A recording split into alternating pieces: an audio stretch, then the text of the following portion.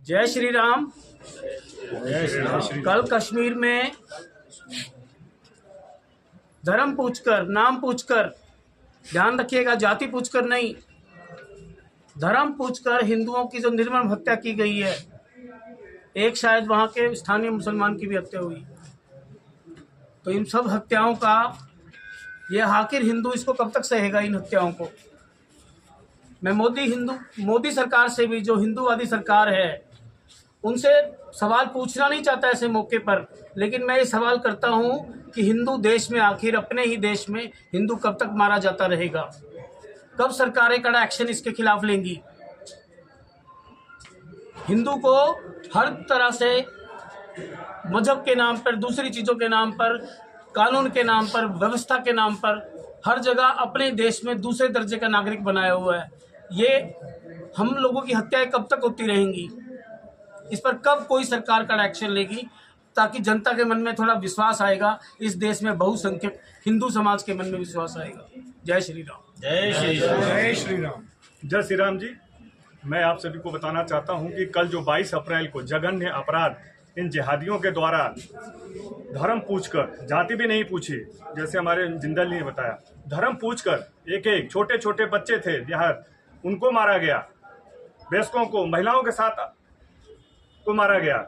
इसके लिए हमारा संगठन राष्ट्रीय बजरंग दल हिंदू परिषद इसकी घोर निंदा करता है और प्रधानमंत्री मोदी जी और अमित शाह जी से हम यही चाहते हैं कि आप केवल मीटिंग करने का समय नहीं है, इसके लिए जवाब देना ही पड़ेगा। और हर हिंदू तैयार है, सबके दिलों में, दिमाग में ये एक जलन महसूस हो रही है। तो आप सभी आइए और इसका मुंहतोड़ जवाब दें। जय श्री राम। जय श्री राम। एक सूचना रह गई है, कल हम इसके खिलाफ एक विरोध और आक्रोश प्रदर्शन करेंगे। उसका ज्ञापन भी आज हमने एसडीएम साहब को दिया है, और राष्ट्रीय बजरंग दल की तरफ से हमने कश्मीर के हिंदुओं का वो ज्ञापन भी एसडीएम साहब को दिया है।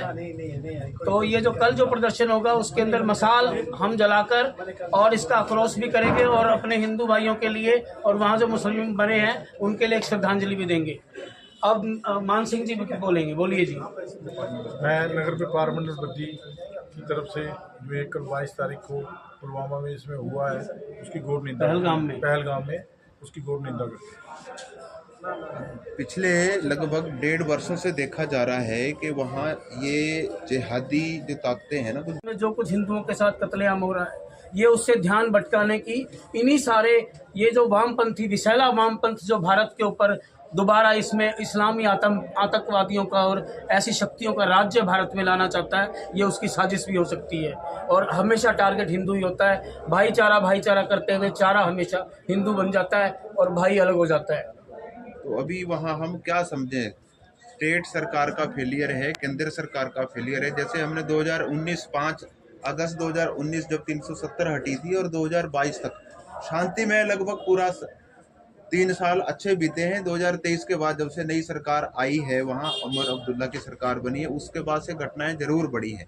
तो क्या हम इसके ऊपर क्या समझ सकते हैं कि कांग्रेस और उमर अब्दुल्ला की सरकार, ये जो नेशनल कॉन्फ्रेंस है या कोई भी देश के अंदर प्राइवेट लिमिटेड कंपनी टाइप की पार्टी, एक परिवार ने पार्टी बनाई हुई है, उस पार्टी के साथ सारे नीचे चलते हैं, बाकी जितने भी लोग होते हैं वो उनकी जी हुजूरी करते रहते हैं। ऐसी परिवार की पार्टियां जो भी हैं, और कांग्रेस आपको पता है हमेशा हिंदुओं की दुश्मन रही है, उनका राज आएगा। और वैसे भी राज्य की व्यवस्था होती है, कानून व्यवस्था, तो ये राज्य सरकार का तो सबसे बड़ा फेल्योर है ही है, लेकिन मोदी सरकार का भी बड़ा फेल्योर है। इंटरपोल इसके अंदर कहाँ चली गई?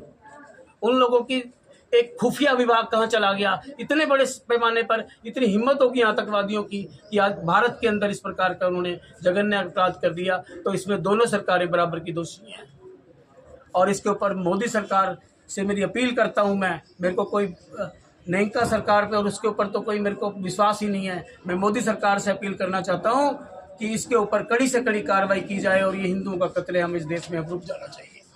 आज शिवसेना और बजरंग दल के सदस्य जो थे वो कार्यालय में आए थे, और उन्होंने जो कल पहलगाम में जो नरसंहार हुआ है उसके विरोध में जो है वो मेमोरेंडम दिया है।